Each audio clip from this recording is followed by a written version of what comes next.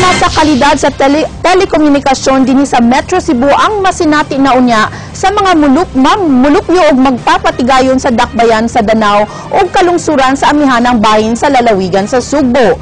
Unang mabulahan ang mga subscribers sa Datelco kon Danao Telecom nga gipinag-iya sa pamilyang Durano. Ang PLDT maunay magdumala sa mga subscribers human formal nga gipirmahan sa kadagkuan sa PLDT ug Datelco ang kasabutan nga ibalhin sa Datelco ang iyang mga existing customers ngadto sa PLDT. Nagkasabot usab ang duha ka mga kompanya nga mag-alayon sa marketing o promotion sa mga produkto o serbisyo sa PLDT. Matud ni Oscar Rodriguez, ang General Manager sa Datelco, mabulahan ang gibana-banang 4,000 ka mga subscribers sa 5 distrito gikan sa lungsod sa Liloan hantod sa lungsod sa Borbon. Lakip usab niini ang 4 ka mga lungsod sa Camotes Island. Dugang ni Rodriguez nga gikinahanglan ng palambuon ang komunikasyon sa Danao dungan sa paglambo sa maong lugar. Telecommunication company that can provide, well, it's already, the technology is very advanced. We have internet, we have, they're actually also coming up with cable, everything landline. So that's why we partnered with PLDT. And we have been partners with PLDT for decades already. The same quality of service as in Metro Cebu. And immediately, residents and business establishments of Danao will enjoy local calling within the province of Cebu.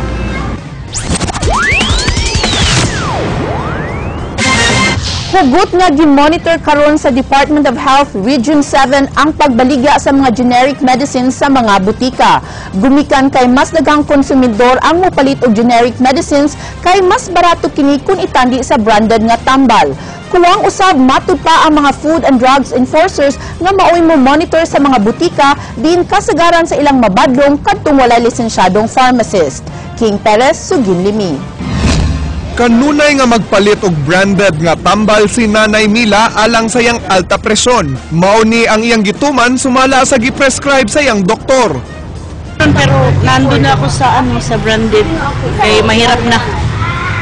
So yung bahala mahal basta yun ang nireseta sa akin. Tika. Samtang si Noy Eliazar nga usa ka construction worker, mas gipili ang generic medicine kay mas makadaginot siya sa tambal alang siyang hubak nga ana alang sa 2 pesos matag buok. Sa akin lang para matipid sa generic na lang tayo magpipat. Kaya mas mabuti pang generic sa branded is mas mahal. Ang panggaling ka pag uminom mo ang gamot parihong-pariho ra ang epekto. Pariho-pariho ra, magagaling doon yung lahat. Pariho-pariho ra. Subay sa Generic Drugs Awareness Month karong buwan na mipahibaw ang mga kadagkuan sa Department of Health Region 7 karong adlaw sa mga importanteng kasayuran bahin sa barato nga tambal. Naobserbahan sa bagong regional director sa DOH nga daghan sa mga konsumidor ang mopili og generic medicine sukad gipatuman ang Generic Drugs Act. 25 ka tuig na ang nakalabay. Matod sa direktor nga mo diferensya lang sa presyo ang maong mga tambal.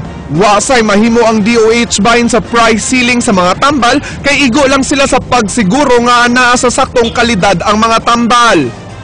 Now pag-abot po dito sa presyo sa market ng mga generic medicines o branded medicines, realidad na siya na ang branded medicines, tungkol kay doon na siya brand, doon na siya added cost.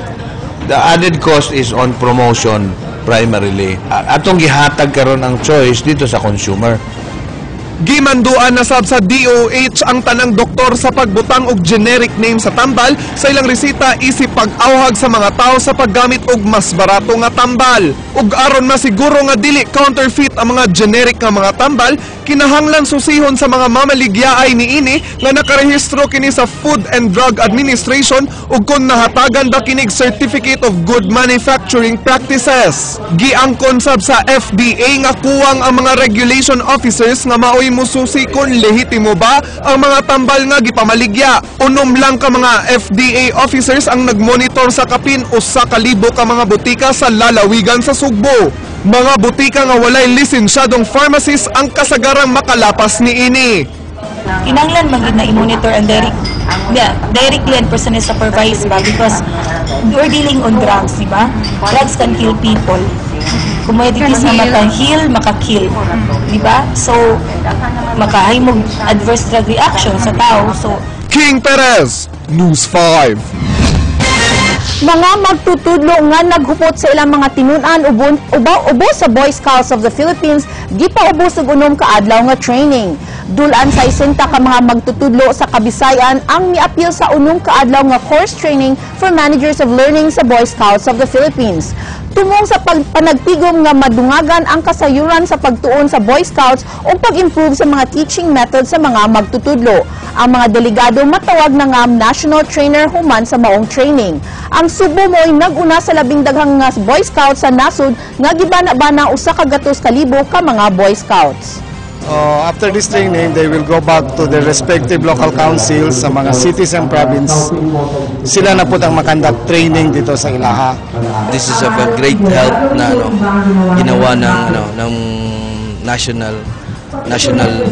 national office na upliftment sa mga trainers to give them confidence sa pag-deliver ng mga training.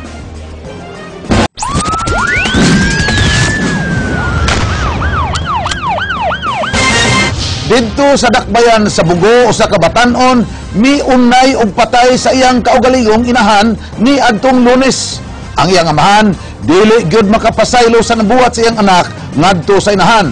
Jinky Baguio, Sugin Limi.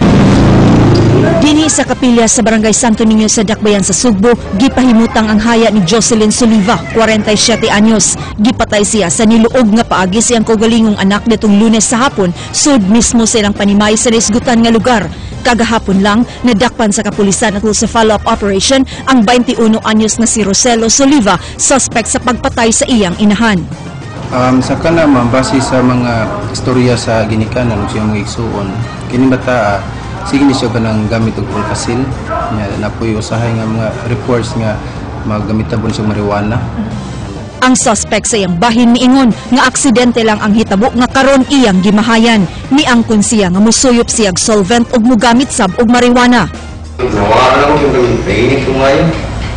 Pero wala ko ng sa mga papa. Ako initan. Tingog na ako pagmahin mo. Apan ang iyang amahan nga si Romeo Sr. dili na makapasaylo sa gibuhat sa iyang anak. Nasayran nga napriso na sabdiay sa miaging tuig ang suspect sa kasong attempted parricide sa suway gihapon nga pagpatay sa iyang inahan. Gibuhat tinood di nagimehitabo nga mapasaylo pa. Makita pa ang lama sa mga dugo sa crime scene nga gitaparan og dinagkutang kandila. Giingong nabulit sa mga sama dinunggaban ng biktima gamit kining 12 pulgadas nga kutsilyo nga nakuha sa crime scene. Karong adlaw, pasakan og kasong parricide ang suspect nga anak. Jinky Baguio, News 5. Usa ka security guard nga nagpabuto siyang armas gidakop sa kapulisan. Samtang giduot sa usa kinahan ang iyang anak, huban silang duha madakpi nga nabaligya og daghupot og gidiling drugas. Ryan Sorote, Sugin Limi. 35 ka magagmay pakete sa gituang Shabu na sakmit sa mga sakop sa Investigation and Detective Management Branch kun IDMB diha sa sitio Reles Limtong Barangay Mabolo. Naaktuhan sa kapulisan nga namaligya gituang Shabu sa Brenda Caliao pasado alas 7 kagabi. Nadakpan usab ang anak ni ini nga si Philbert ug higalan sila Noel Gilig ug Winston Sano.